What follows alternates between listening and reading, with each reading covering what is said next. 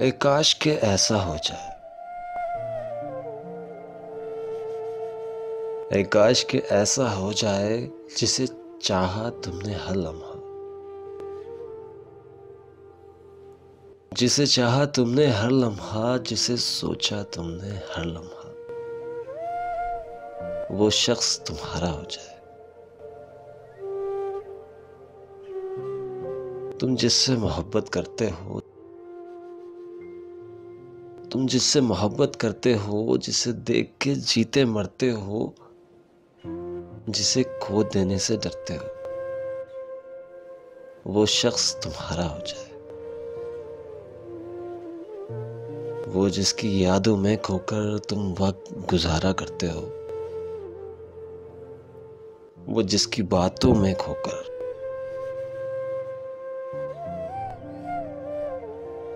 وہ جس کی باتوں میں کھو کر خود سے بھی کنارہ کرتے ہو۔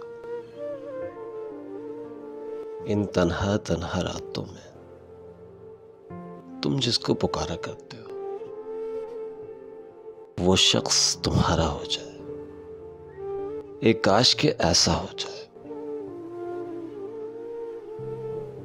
ایسا میں تمہارے لیے سوچتا ہوں،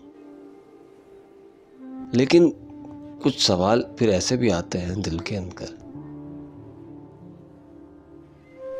کبھی تم نے سوچا ہے، بھاگ رہے ہو جس کے پیچھے، بھاگ رہے ہو جس کے پیچھے، اگر مل گیا وہ تو کیا کرو گے؟ ٹھان جو لی ہے منزل کی چاہ، پہنچ گئے وہاں، پہنچ گئے وہاں تو کیا کرو گے؟ یہ جسے تم سکون کہتے ہو، یہ جسے تم سکون کہتے ہو نا، اس سے بھی سکون نہ ملا تو کیا کرو گے؟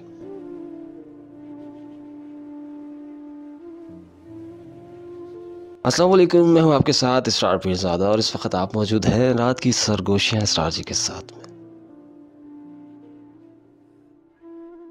تو ایک بہت لمبا ٹائم گزر گیا ہے اور ریکارڈنگ نہیں کی، کچھ ٹائم کا مسئلہ تھا اور کچھ اپنی ذاتی مصروفیات کافی بڑھ گئی تھیں۔ اور جہاں تک آج کے انتخاب کی بات ہے تو یہ گمنام انتخاب ہے، مطلب میں نام نہیں بتا سکتا ہے کس نے جو ہے مجھے سینڈ کیا، کیونکہ اس نے سختی سے منع کیا تھا نام کو بتانے سے۔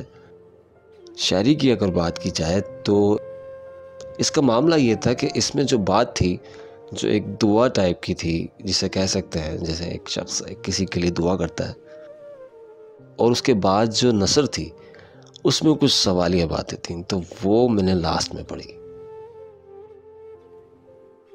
تو ضرور بتائیے گا کہ کیسا لگا، اور خیال رکھیے گا اپنا اور ان کا جو آپ کا خیال رکھتے ہیں۔ فی امان اللہ۔